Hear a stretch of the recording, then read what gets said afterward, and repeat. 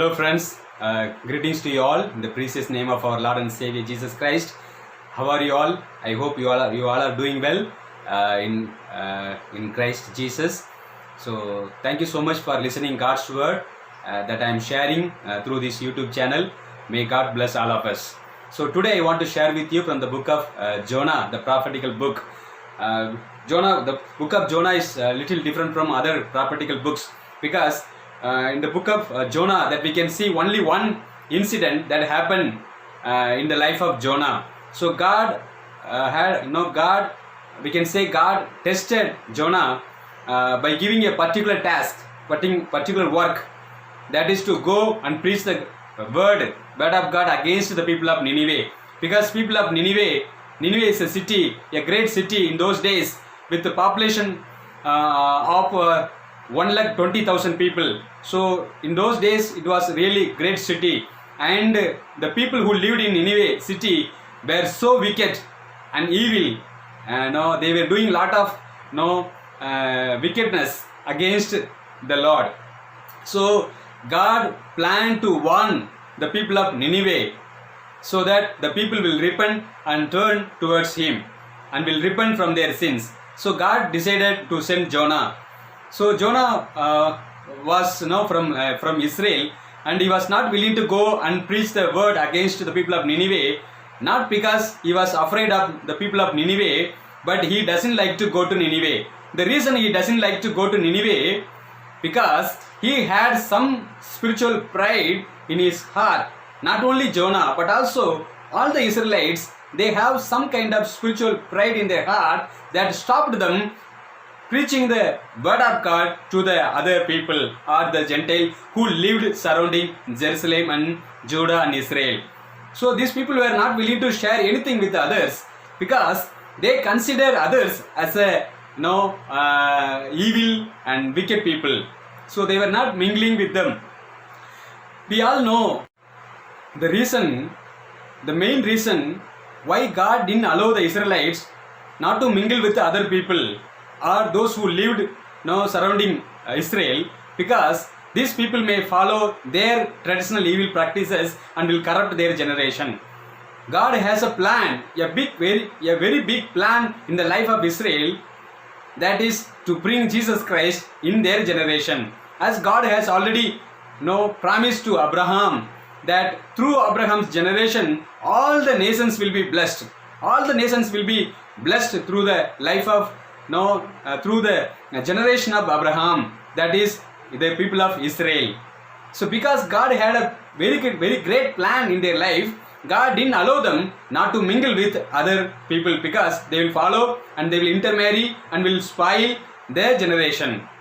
So God didn't allow from the beginning, and God asked them to be holy. God asked them to be separated from others, because God has anointed this generation with a great purpose. But what happened? The people of Israel misunderstood God's word of God. They misunderstood. They thought that all the people who lived surrounding Jerusalem were very evil, and God abhorred them. God had them.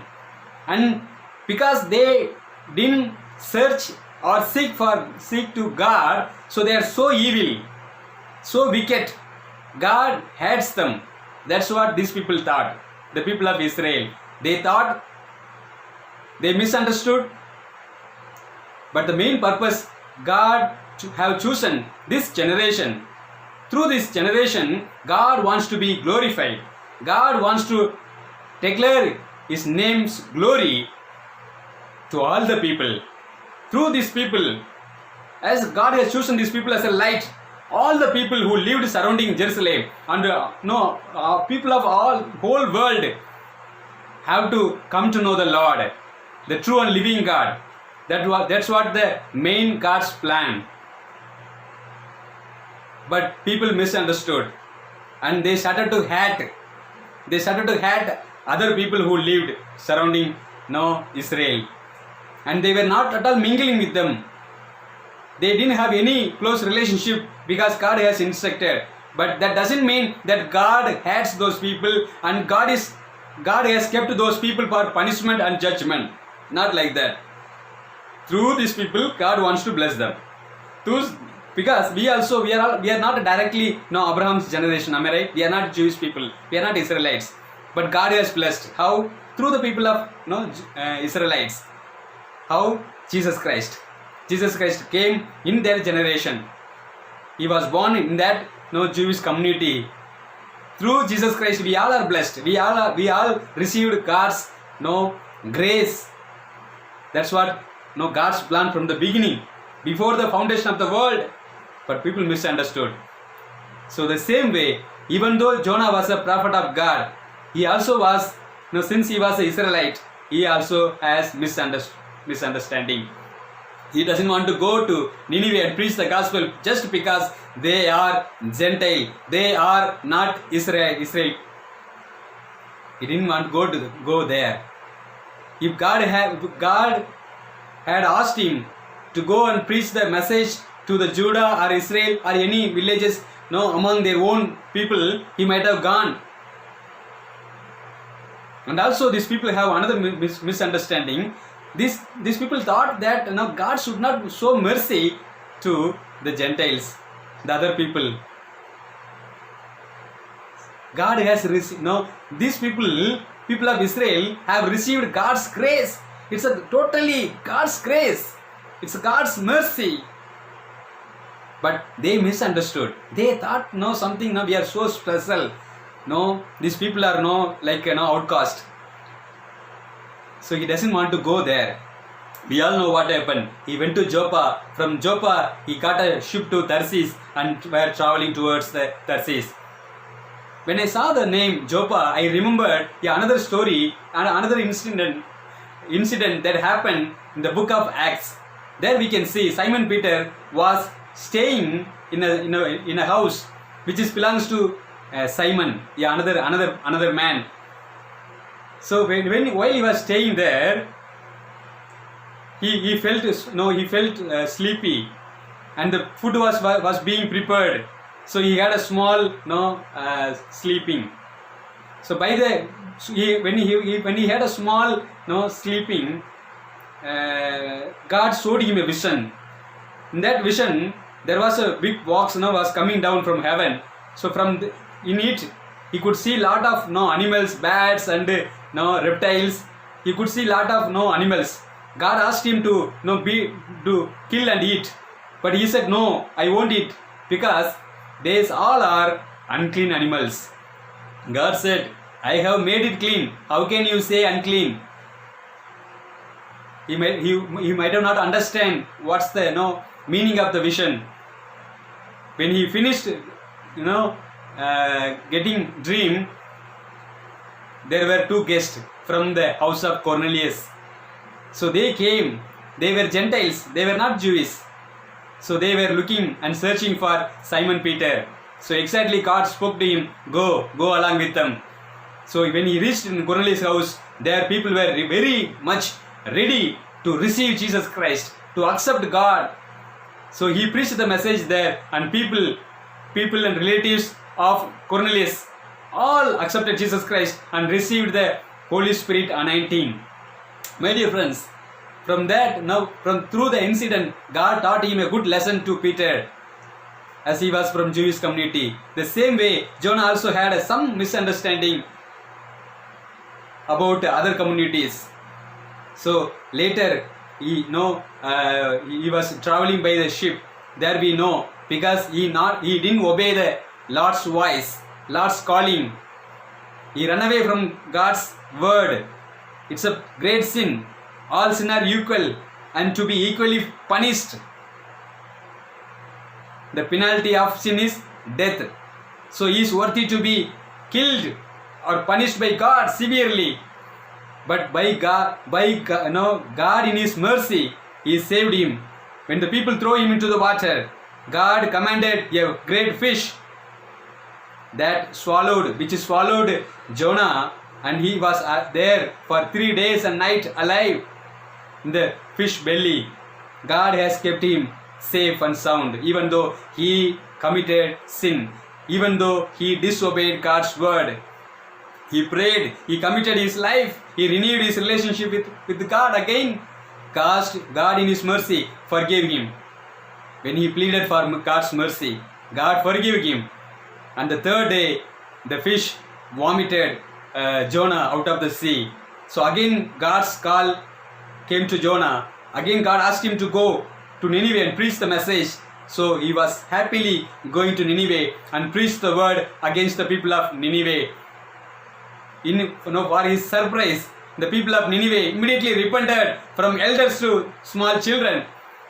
They all took fasting. When even the king heard the message, God's word, he humbled himself. He removed the kingly garments and put on sackcloth, and he also sat on asses and humbled himself before the sight of the Lord, believing that God may show mercy if they humbled themselves. Yes, when they humbled themselves, God in His mercy showed mercy and forgave all their sins, all their wickedness. So people were so happy because God forgave them. God also was so happy because people repented when they hear God's word. But one person was not at all happy. That's Jonah himself. He was not happy about it. You know what happened? What he said? If you read the fourth chapter fourth chapter is the conclusion of these 4 books of our story of Jonah. There he said, but it displeased Jonah exceedingly, and he became angry. See, he also supposed to be happy, no? When God is happy, we also supposed to be happy. But he is so angry here. You know why? In the next verse. So he prayed to the Lord. He also prayed and said, "Oh Lord, was not this what I said when I was still in my country?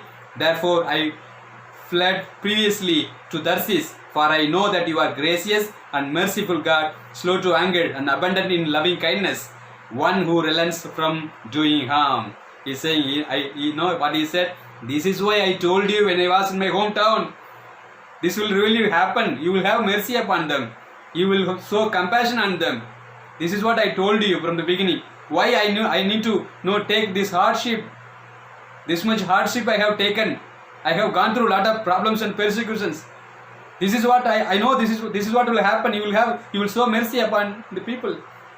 Even though he knows God will show mercy upon these people. Why he didn't come? Because he doesn't want to go and mingle with those people. He doesn't want to go and preach the word to the people, because he didn't want God to show mercy upon the wicked people who lived in Nineveh. So again, therefore now, O Lord, please take my life from me, for it is better for me to die than to live. So he came to a conclusion or a depression, saying that, Lord, please take away my life. It's better for me to die. He's supposed to be happy, no? He's supposed to learn to be happy, but he went into depression and asked the Lord to kill him. See, there also in the ship also he asked the people to throw into the sea. No, he doesn't want to commit suicide. He wants someone to kill him. That's what happened here also. He's saying, please kill me. Let me die. It's better to die. So then the Lord said, is it right for you to be angry? See, this is what the Lord asked him. Is it right for you to angry? No, I can get angry. Yes, I have right to angry. But do you have right to angry? Is it right for you to be angry? You know why the Lord asked him like this? Because he was the one who ran away from the word of God, disobeyed the word of God, and ran away towards Tarshish. He is worthy to be punished, he is worthy to be killed. But God in His mercy, He showed mercy upon him. But He is saying that it's better for me to die. He doesn't want God to show mercy upon the Gentiles, upon other people group, whom he thinks they are worthless, hopeless, wicked people, no, idol worshipper. This kind of nature, no, sometimes we have. When we have the spiritual pride, no, that makes us, no, to get depression. When God is so happy, when the wicked people repented, God became so happy. But sometimes we go through depression because we don't want God to show mercy upon other people. We don't want God to bless other people whom we think as a corrupted, spoiled. It happens sometime, my dear friends. This is what happened here. So God is asking, is it right for you to be angry? No, my dear friends, we all are sinners. Am I right? Even though there are people in the world who are so wicked, yes, people mercilessly, no, they kill one another. There are so wicked people in the world. Yes, I agree with that. But do you think that we are not sinner? Yes, we are also sinner. Are we not committing any sin? Yes, we commit. Yes, we break the Lord's covenant many times. Yes, we run away from the word of God many times. So we have to accept, when God is so happy, we also should learn to be happy. So the final, God decided to teach him a great lesson. A good lesson God wants to teach him. So when he went out of the city, there he was now staying in a small place. He might have made a small tent, I believe. So there he was now taking rest. By the time God commanded a plant to grow. A plant was growing and giving shadow to him, which made him very cool, very comfortable. So he felt very comfortable when he got a shadow from a plant. So he forgot all his tension and depression. He felt so happy. So now God wants to teach a lesson. The next day itself, God sent a worm which now spoiled the plant. The plant withered. So again, when the heat of sun rise, he got heat. When the sun became hot, he also became so hot. In his heart he became so hot. And he said, it's better for me to die than to live again. See?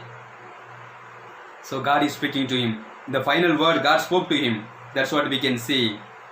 The 4th chapter, God is speaking to him, saying that, but the Lord said, you have had pity on the plant for which you have not labored, nor made it to grow, which came up in a night and perished in a night. And should I not pity Nineveh, that great city in which are more than 120,000 persons who cannot discern between the right hand and their left, and also much livestock? God is asking him, you have not labored for this plant, am I right?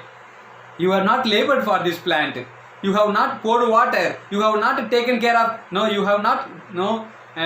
taken care of this plant. For this you are feeling pity. For this you are getting tension. So how much tension I will get if I perish these people? Should I not feel pity on these people of Nineveh, a great city where 120,000 people are there who cannot discern between their right and left? It means who don't know anything. They are so wicked. They are involving in all the evil activities because they don't know anything. How can I mercilessly kill them and punish them? You tell me. The Lord is asking a great question. The Lord asked, I feel pity on these people for whom I have labored. They are my children. They may do lot of evil activities. They may be so wicked, but they are my children. They are my children. No, I have labored for them. That's what the Lord is speaking to all of us, my dear friends. There are many people who have not listened God's word, who have not received God's mercy. They live in their sins. They live in their wickedness. So God wants you and me to have pity on them. God wants you and me to go and share His word to the people, so that if they forgive, if they humble themselves, God will forgive them. They all will be blessed. So God wants you and me to be a blessing to all the nations, my dear friends. The purpose of God's chosen in our life is to bring many more people into Christ, to share His word to the people, to declare His glory to the people. God wants you and me to have pity on the people who commit sins. They are very far away from God. God wants to have pity on them. So let us have pity on the people who live surrounding us, as God feels pity. Let us have the same heart of God, so that people will be blessed, my dear friends, through us. That's what God's plan. Israelites failed throughout the history. Many places, people of Israelites failed in declaring God's glory. So as a New Testament church, as a New Testament believers, so let us glorify God, let us obey the Lord and understand God's heart to be a blessing to many nations. May God bless all of us. Thank you.